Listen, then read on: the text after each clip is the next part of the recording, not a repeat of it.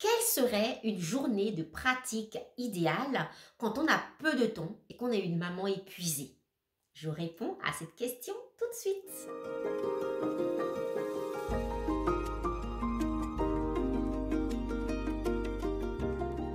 Bonjour et bienvenue dans ces petites vidéos où je réponds aux questions de l'une d'entre vous. Si tu ne m'as pas encore posé ta question, va dans le déroulé de cette vidéo, clique sur le lien et je répondrai bientôt à ta question en vidéo. Alors, l'une d'entre vous m'a écrit: pourrais-tu nous détailler dans l'idéal quelle serait une journée de pratique idéale? Lesquelles de pratique? Dans quel ordre de préférence? Si nous avons peu de temps à y consacrer, soit 10 minutes le matin au réveil, 1 ou 2 minutes en journée, 10 à 15 minutes à midi, 1 ou 2 minutes en milieu d'après-midi, 5 à 15 minutes avant le coucher. C'est génial! Je suis Nadège Fassi, je suis thérapeute holistique, enseignante en parentalité, accompagnante du féminin, auteure, mais aussi et surtout maman de 3 enfants, dont des jumeaux. Ce que je note ici avec la question de l'une d'entre vous, c'est que déjà, elle a compris l'importance du soin de soi, l'importance d'avoir des pratiques quotidiennes, donc c'est déjà génial, l'importance d'y consacrer du temps. C'est merveilleux. Il faut dire que cette question a été posée par une personne qui a déjà suivi plusieurs formations avec moi. Donc, du coup, elle savait que c'est vraiment ce que je recommande dans mes formations. Prendre soin de soi, prendre du temps pour soi, c'est indispensable pour être une maman bienveillante, présente, positive et soutenante. C'est indispensable. C'est vraiment la clé numéro 1. Donc, tu ne peux pas avoir de patience, de douceur, d'amour si tu ne prends pas soin de toi. C'est pas possible. Bien, maintenant, quelles sont les pratiques que je recommande et dans quel ordre, me demande-t-elle?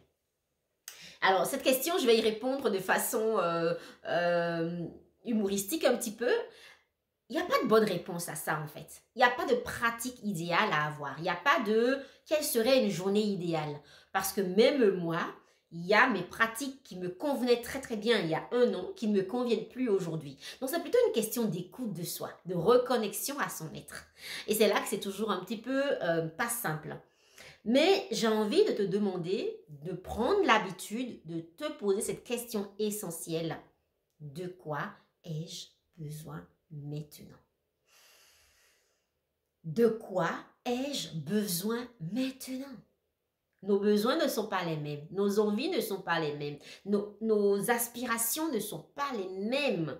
Donc, personne au monde ne peut répondre à cette question sinon toi. Donc, la première clé, te poser la question, de quoi ai-je besoin?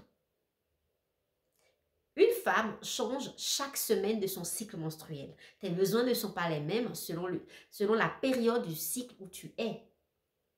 Maintenant, évidemment qu'on peut avoir une liste de pratiques qu'on peut observer, qui peut être marche en nature, massage, écouter de la musique, relaxation, faire du yoga, faire de l'automassage ou du massage. Ça peut être appeler une amie, aller sortir avec des amis, des proches, changer son alimentation, avoir une alimentation plus végétale, plus vivante.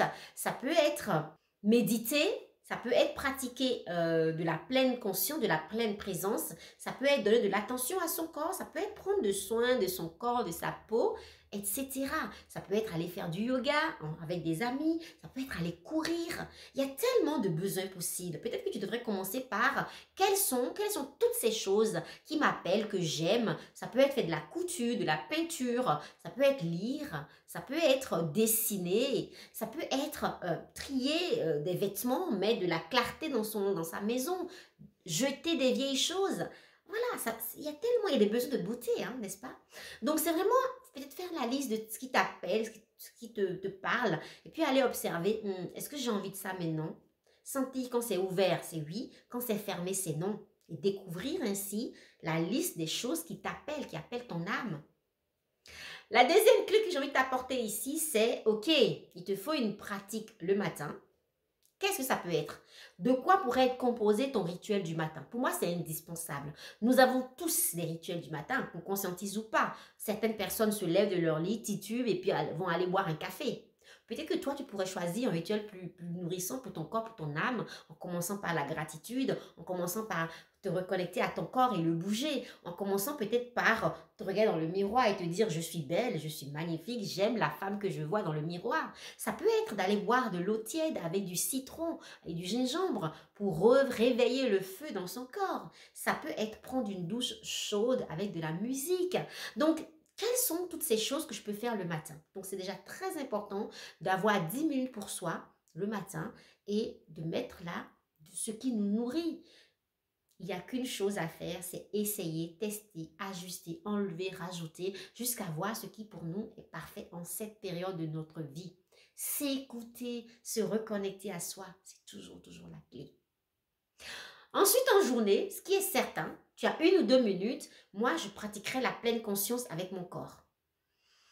J'inspire et j'aime bien inspirer avec tout mon corps et j'expire avec tout mon corps. Et ressentir comme si je disais un bonjour à chaque partie de mon corps. Comment va mon orteil gauche? Comment va mon pied droit? Donc, je fais un petit bonjour à chaque partie de mon corps jusqu'à mes cheveux et je leur dis bonjour. Pendant que je suis dans mon corps, je ne suis pas dans ma tête. Ça change tout. Ça, c'est quand on a 1 ou 2 minutes dans la journée. On peut aussi, évidemment, quand on a 1 ou 2 minutes, écouter de la musique qui nous élève l'âme, écouter une vidéo qui nous booste, regarder une petite vidéo de petits chatons qui sont tellement adorables. Ça peut être plein de petites choses. Ou regarder un petit mot de notre amoureux ou de notre enfant. Regarder un dessin que notre enfant nous a fait. Peut-être téléphoner à une amie qui est positive, qui nous soutient. Peut-être envoyer un petit message à notre homme. Qu'est-ce qui peut me nourrir au quotidien? Allez observer ça qui ne prend pas du temps. Il y en a plein. Ça peut aussi être tout simplement s'allonger par terre sur le sol de son bureau et se déposer dans la terre. Alors, en cours d'après-midi, quand on a du temps, on peut faire un petit yoga nidra. Dans mes formations, j'en donne toujours des petits yoga nidra de 8 minutes pour aller se recharger si on a eu une petite nuit, si on a été fatigué, pour décrocher du mental. Méditer pour moi, toujours, ça fait du bien. Quand on a 1 ou 2 minutes dans l'après-midi, on peut tirer une carte aussi pour aller observer quels sont les messages de l'univers pour nous. On peut prier, chanter. On peut danser aussi dans l'après-midi. Oui, même quand on a 2 minutes. On peut enlever ses chaussures et marcher pieds nus sur le sol et ressentir la connexion du sol en fait. On peut aussi peindre, dessiner, colorer avec un mandala, faire du coloriage. Ça ramène à ici et maintenant. Il y a tellement de possibles. Ne vous limitez pas à ce que je vous propose. Il y en a tellement plus. Donc c'est moi. Qu'est-ce qui m'appelle? Qu'est-ce qui m'attire? Qu'est-ce qui me nourrit? Qu'est-ce qui me fait du bien? Lire, on peut lire une page l'après-midi, une page de son livre, un livre qui nous recharge, qui nous fait du bien, qui nous fait rêver, qui nous fait voyager. Je suis pour un rituel du soir. Tout le monde a un rituel du soir. Mais est-ce que mon rituel du soir me nourrit, me recharge? C'est vraiment là qu'on va observer. Est-ce que j'ai mon pyjama doudou préféré dans lequel je me sens super bien? Est-ce que lorsque je me démaquille peut-être le soir ou que je prends ma douche, est-ce que je me dis des mots doux sur moi, sur la formidable personne que je suis, sur la journée que j'ai passée? Est-ce que je me fais de l'autocompassion peut-être pour mes erreurs, pour les oublis, pour les fautes que j'ai pu commettre? M'offrir un temps de c'est bon, je suis là avec toi, ça va aller, nous sommes sur ce chemin de croissance personnelle. Allez vraiment s'offrir ça, de la douceur pour soi, un temps d'écoute de soi, un temps pour dire je t'aime, demain c'est un autre jour, un temps d'amour de soi finalement le soir.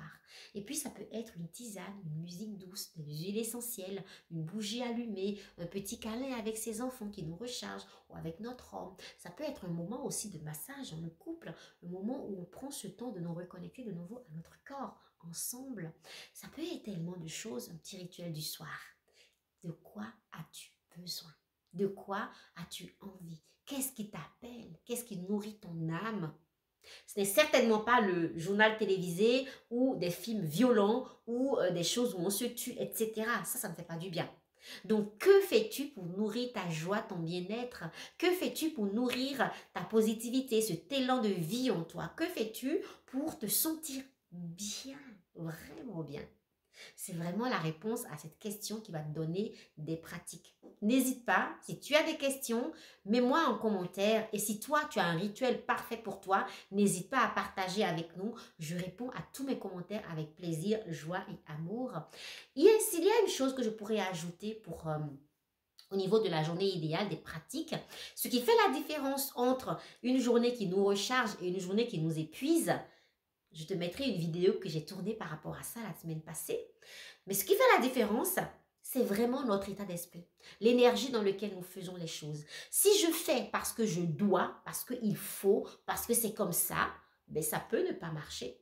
Mais je le fais parce que j'aime ça. C'est l'énergie de j'ai envie de ça. Ça m'appelle, ça m'attire. C'est cette énergie-là qui va changer tout.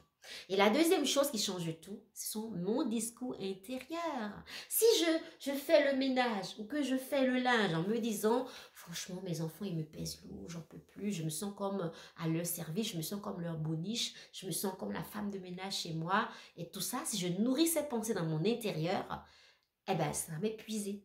Je vais être dégoûtée de ma vie. Je ne serai pas rechargée. Donc, c'est des pensées de j'adore ça, j'aime ce que je fais, j'aime qu'ils aient besoin de moi. Je suis tellement importante pour eux. C'est essentiel ça. Je prends soin de moi pour mieux prendre soin d'eux. Ce sont plutôt ces pensées que j'ai à nourrir dans mon intérieur qui vont changer tout et qui vont faire de chaque jour de ma vie ma journée idéale. J'espère que cette vidéo t'a plu. Si c'est le cas, n'hésite pas à commenter, liker, t'abonner à ma chaîne et surtout partage à une maman, à une femme de ton entourage à qui tu penses que ça fera du bien. Tu sais quoi? Prends soin de toi parce que quand maman va, tout va.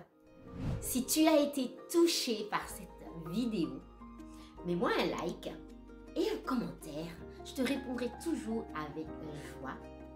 Si tu désires avoir chaque semaine des clés pour transformer ta vie de famille, pour amener plus d'apaisement, d'harmonie et de joie dans ton quotidien, abonne-toi à cette chaîne et si tu te sens prête à te métamorphoser, à révéler cette femme divine, épanouie et puissante qui est en toi, contacte-moi via moinrespire.com et je t'apporterai les clés de la transformation.